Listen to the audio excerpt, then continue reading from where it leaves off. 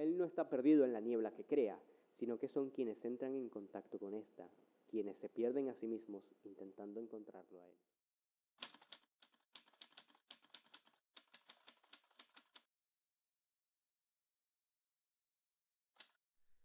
Cuando me hablan de los pilares de Kimetsu no Yaiba, no puedo evitar pensar en todos aquellos que han llamado la atención a primera vista o que han tenido su pequeño protagonismo. Sin embargo, si hay alguno que resalte y que lo hace sin la intención de hacerlo, es el Pilar de la Niebla. Un niño de tan solo 14 años que carga con el peso de desconocer su identidad a causa de una amnesia y que lo único que sabe de sí mismo es que es un descendiente de los samuráis que crearon los alientos originales. No dejen que los engañe, porque para este chico la edad es tan solo un número,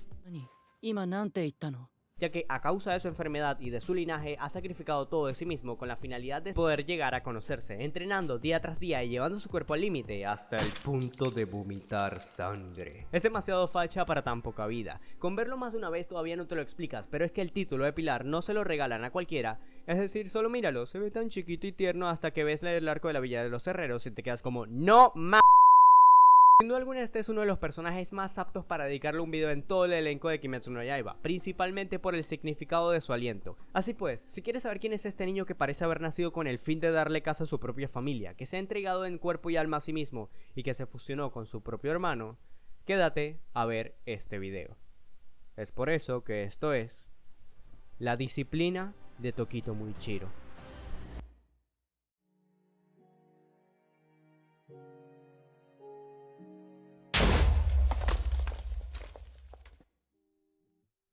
La primera vez que lo vemos, además de su presentación en la aparición de los pilares, fue en el capítulo 104 del manga y en el segundo de la tercera temporada del anime, cuando Tanjiro, paseándose por ahí, se topa con este maltratando a un pequeño niño herrero que quería utilizar su marioneta heredada para poder practicar. Sin embargo, su historia la sabemos un poco más adelante, así que actuemos de manera cronológica y vayamos al lore de su pasado contado durante su enfrentamiento hacia la Luna Superior 5 del culo de la Inco.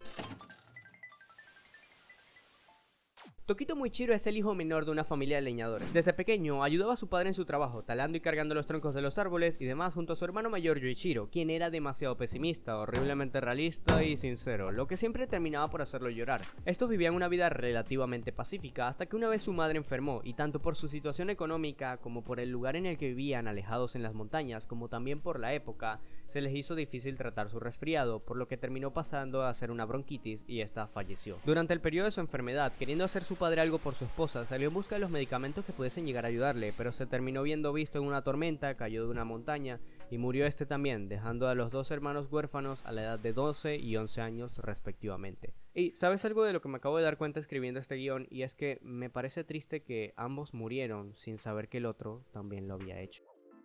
Sin embargo, este no sería sino más que solo el comienzo de la nueva vida de Muichiro, ya que poco tiempo después su casa fue visitada por una hermosa mujer que no era más sino la mismísima esposa de Ubuyashiki, el líder de los cazadores de demonios, quien les envió a buscar ya que había descubierto que estos eran descendientes de los Suikuni, la familia de los que crearon los estilos originales y el aliento solar. Pero eso no llegaremos todavía, así como tampoco pudo haber llegado la pobre mujer a ayudar a entrar en razón a Yuichiro, quien siempre la insultaba para que se fuera, y hasta se dice que incluso una vez le tiró agua caliente a la pobre que solo quería hacerlo, estar consciente de su propio potencial. Aún así, las venidas de esta comenzaron a llamar la atención de Muichiro, quien se interesó por la historia que les contaba y queriendo convertirse incluso en un samurái. Aunque quiero que prestemos atención en esta parte, y es que él no sabía de los demonios, quería ser un samurái para ser fuerte y proteger a los débiles, algo que nos da a entender la cantidad de intenciones muy amables que tenía este, y siendo que se quería regir por su noble corazón, tratando de ayudar a quien sea que lo necesitase y volviéndose la mejor versión de sí mismo. Contrario a este, su hermano mayor era inamovible, tanto mental como metafórica y hasta literalmente. Era demasiado obstinado y amargado. Era de ese tipo de personas que son tan pesimistas que son insoportables hasta solo para entablarles una conversación.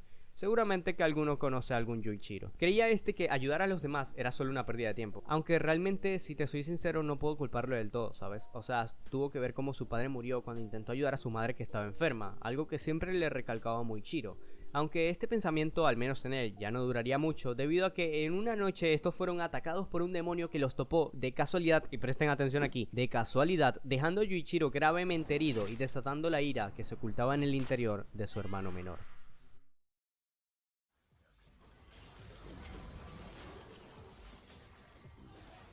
Ya sea por la naturaleza de su familia o por el impulso del momento, este no se dio cuenta ni de la cantidad de cosas que hizo y desató aquella noche contra el desafortunado demonio que encerró a la presa equivocada, pasando a ser cazador a cazado. Cuando volvió en sí mismo, se encontraba ahí, frente al cadáver del demonio tan maltratado que su regeneración había sido inutilizada y solo esperaba a que llegara el sol para acabar con su agonía.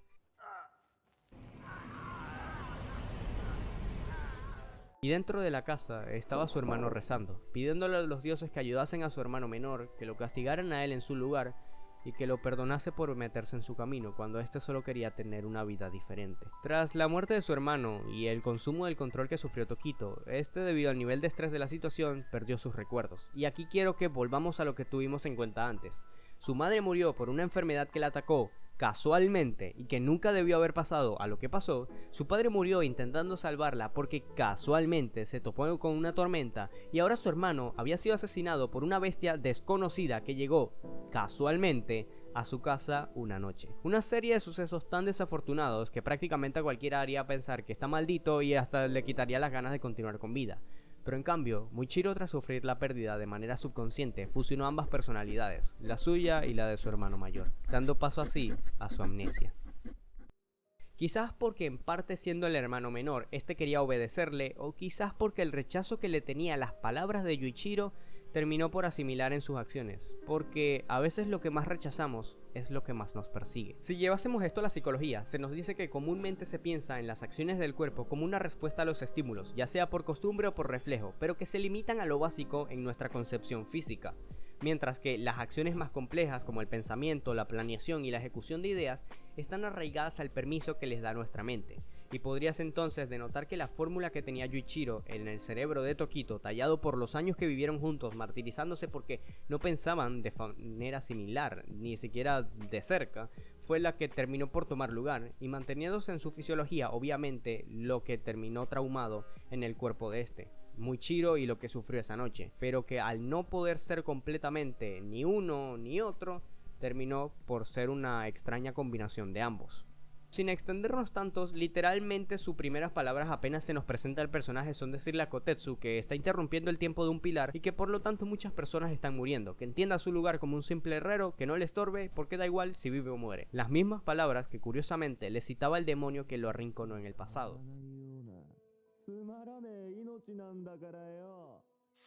Haciéndonos saber que él realmente piensa que las cosas funcionan de esa manera. Además de otra cosa que me parece interesante resaltar, y ya para acabar con este punto, es que el color negro usualmente suele ser representante de la eternidad, el vacío y el infinito, algo desconocido.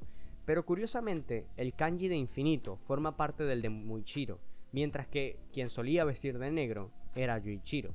Esto tal vez también lo podamos extrapolar a la vestimenta que él usa en la actualidad, primero siendo enteramente de color negro y holgando de gran tamaño para confundir a sus enemigos, pero también para mostrarnos que la madurez no es cosa de edad, y que él está siendo técnicamente el cazador más joven de todos, pero que está a la altura de cualquier otro adulto, soportando una inmensa responsabilidad, así sin poder llegar a ser ni siquiera preadolescente, saltándose injustamente su infancia quitada y adoptando el comportamiento de alguien de una edad muchísimo más avanzada.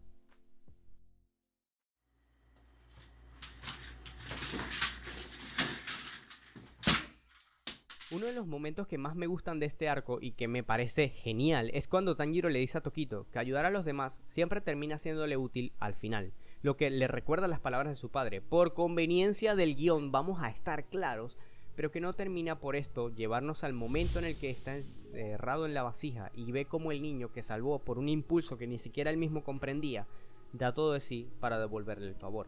Y ve entonces que no solo ayudar a alguien realmente se te retribuye, sino que también puede ver lo irracional que puede llegar a ser el ser humano. Si bien es inútil los esfuerzos del niño, realmente da todo de sí para salvarlo, así como hizo con este.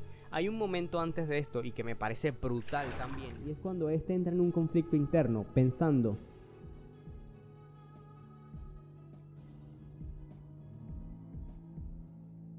lo que termina de calar en el agujero este en el que estaba hundido, pensando en que si él es inútil, no puede esperar a que los demás sean útiles, y mucho menos a depender de ellos. Y gracias al aire que le pasa a Kotetsu, este puede utilizar una técnica para salir de ahí, dando paso a un combate que es puro humo. Y no, no lo digo solo por hacer el chiste con la niebla. La pelea entre Gyoko y él es lo más X posible. Y es que, bueno, tampoco hay muchísimo simbolismo oculto. O sea, tenía amnesia, su visión estaba borrosa y su estilo de combate es el de la niebla. No hay que pensarlo tanto, ¿cierto? Porque si algo podemos sacar de aquí son los momentos como en el que él estuvo a punto de finalizar la pelea y que se hablaba a sí mismo como si fuera Yuichiro, confirmando así que éste había tomado de manera inconsciente la personalidad de su hermano, pero que en su cuerpo quedaba marcada la ira y el colapso que sufrió, es decir, su propia personalidad, aceptándose finalmente como lo haría en ese punto, pidiéndose disculpas y autoperdonándose para sanar esa herida de una vez por todas que él mismo se había hecho, que hasta que no estuviera en las condiciones de aceptarse, no podría haber recuperado sus recuerdos. Pero nos da a entender que no corta a través de la niebla, sino que ahora él es la niebla que lo corta todo, haciéndose uno finalmente consigo mismo, en corazón y mente, como también en su estilo de combate, con cuerpo y alma, logrando, como dijo Ubuyashiki, ser más fuerte de lo que podría llegar a imaginar. Cerrando finalmente su participación en este arco de la Villa de los Herreros, cuando queda inconsciente y ve la ilusión de su familia, y a su hermano acercarse a él para decirle las palabras que este mismo no se dijo. Estoy orgulloso de ti.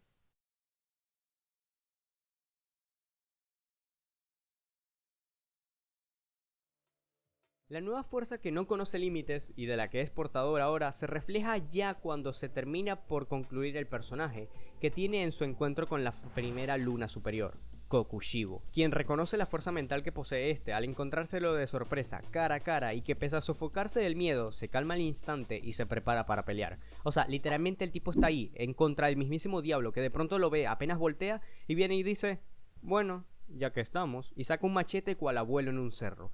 Este, además de verlo efectivamente, confirma con su visión que están ligados, emparentados, porque en su vida como humano tuvo una familia la cual dejó atrás y cuya descendencia terminó por parar en Tokito, el chico que tiene ahí justo ahora.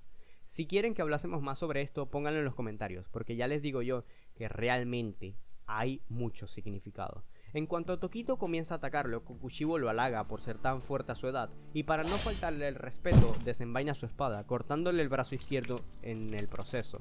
Algo que también es curioso, porque es el mismo brazo que perdió Yuichiro. Pensando también en el que él es diferente a los usuarios de la niebla que llegó a conocer, porque efectivamente, él está en su peak. Él no está perdido en la niebla que crea, sino que son quienes entran en contacto con esta, quienes se pierden a sí mismos intentando encontrarlo a él. Esta batalla es la creme de la creme del último arco de la obra. Se le unen Sanemi, Pilar del Viento, y Himejima, Pilar de la Roca. Tienen una fuerte batalla que se centra más en el trasfondo del inicio de los alientos, con el dúo de los hermanos antes mencionados y todo esto, que no es muy relevante más allá de que Tokito es la presión que ejerce, hace que la espada que utiliza contra Kokushibo para que no escape, se torna de color rojo, lo que lo confunde y le cuestiona a quién piensa suceder, refiriéndose a su hermano Yoruichi, quien también tenía una espada carmesí, esa misma que pudo utilizar Tanji gracias a la temperatura en la que se imbuyó con las llamas de Nezuko, y que era un reflejo del nivel de convicción que tiene alguien que se conoce a sí mismo y siendo uno con su espada. Cuando el propósito, el talento y el esfuerzo es uno solo, cuando completa su Bushido, su camino del guerrero, llegando a tocar el hito y el pináculo del nivel de un samurái.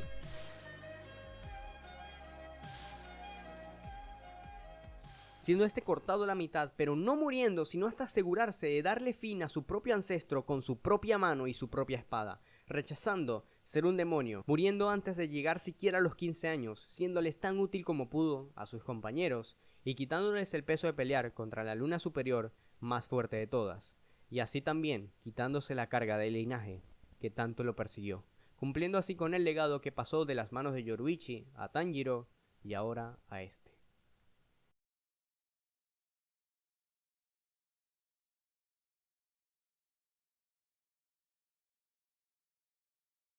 Me gusta ver a Tokito Muichiro como un ejemplo de la disciplina en el sentido de que él hacía lo que tenía que hacer sin importar lo que sea que tenga que hacer. Nunca pensó que nada le era imposible. Es cierto que él estaba consumido por la confusión, por la ira, por el montón de emociones que sintió apenas despertó y simplemente sabía que no tenía nada. Ni siquiera sabía de dónde venía, no podía recordar nada, ni siquiera quién era o siquiera cómo era su personalidad. Y aún así también con su relación con su hermano nos hace ver que normalmente cuando convivimos con una persona o con un grupo en general, puede que hagamos cosas que no le gusten del todo a la otra persona y esa persona haga cosas que no nos gusten del todo a nosotros. Pero lo mejor es hablar las cosas tranquilamente y llevarlo de la mejor manera y poder escucharnos, porque la verdad es que nadie sabe lo que tiene hasta que lo pierde. Y a veces las personas se limitan tanto en la interacción y en solucionar los problemas que lo dejan todo hasta el final, hasta que ya es irremediable. Y también en que se concentran tanto en ignorar sus errores que no aprovechan el tiempo que podrían utilizar para solucionarlos y aceptarse a sí mismos. Es un ejemplo de que pese a no tener prácticamente nada, aún así fue y se hizo más fuerte por y para sí mismo. Nunca lo hizo para que nadie más lo reconociera, porque como se nos dice, nadie va a poder reconocerlo. Solo él sabe lo que está sufriendo. Y aún así, y aunque pese a ser duro, realmente estar tú solo con todo eso, aún así lo tiene que soportar si realmente quiere hacerse más fuerte. También que pese a confiar mucho en su fuerza, no está de más también confiar en la de los demás y que así como se pueden apoyar en ti, tú puedas apoyarte de trabajar en equipo y poder aceptarte con que nadie es perfecto, porque todos cometemos errores y lo importante es aprender de ellos.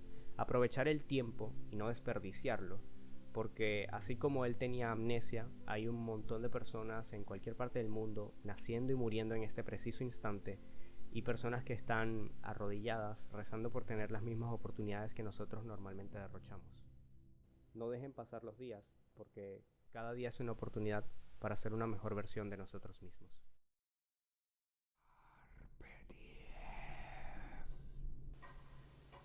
Aprovechen el día, muchachos. Que sus vidas sean extraordinarias. Antes de terminar con el video, quiero enviarle un saludo a todas las personas que comentaron en el tweet que puse, así que síganme para más. Comenzamos con Franquito, Anton, Cádiz, Lesu, Leps, Kid Federal, Don Jamón, Estoy Pendejo, al Machete Posting, a Huevonazo, a Lío Di Blanco, a Josué Álvarez, a Juanmu, a Inés Sánchez, a Z-Boy, a Shai y a los haters, a Explicador de Bushido, a Tentito, a Fox Kitsune, a Gato Francisco, a Untaeko Más, a Ozzy, a Mirtaku, a Murgel, a Romy, a La Roca, gracias por comentar mis videos, Roca, a Lex, a Ender Gamer Plus, a Depfred, que me pide que salude a su madre, no sé por qué, a Jainomi, a Gabo Tronquito y a La Grasa, a Akun, a Seinen Jump, a Tatsu, apoyo lo que dice, a Pochita Argentino, a Pussy in Bots, que suena muy raro, pero te mando un saludo, bro, a Kingbot, ok, a Ren, a Leol, a Pingu, que me tiene las notificaciones activadas como todos deberían de hacer, a Demaiki, a Eric G, a Polgonar, a Alejandro B, a Chori, a Tomaxu, a José, a Calectro, a Laxor GD, a Placidux, a mi hija, si te sigo eres fan de Yun Yun, a mi cómplice Kata, Willcito, Adan, a Zero, a Sackman, Darkrun, Dan, Dani Tuni, el Cóndor Pana, ¿qué tal? ¿Cómo estás, panita? El Perro Guato, a Luis Gerardo Michero, a Gabrielito Kun, a Adri, a Samil, al Tibu, a Ova, al Portador de los Anillos, a Razord, a Yul, a Stray Magrat, al Cubito Mágico, a Spider Pepe, a Use Another Femboy, al Focarius, Michael, Wordplaying, José Fugoyo, Hikio, Sombra, Gris, no voy a leer eso, Mr. Play, Jack Habichuela, Monego33, Juan Chuare, Ablist, Kaisman, I Am Kuro Joestar, Nani Koshi, Laszlo Knight, Alex Vasco, Yoji Kun, Kuro Carajito, Arctic Monkeys, Il Merce, Retox, Resorte, Mr. Eddie, Benjamin, Cela Promor, eso, Nixfor, Ex Gato Negro, Mr. Unknown y Alonso. Muchísimas gracias por comentar en el video. Recuerden seguirme en el resto de mis letters.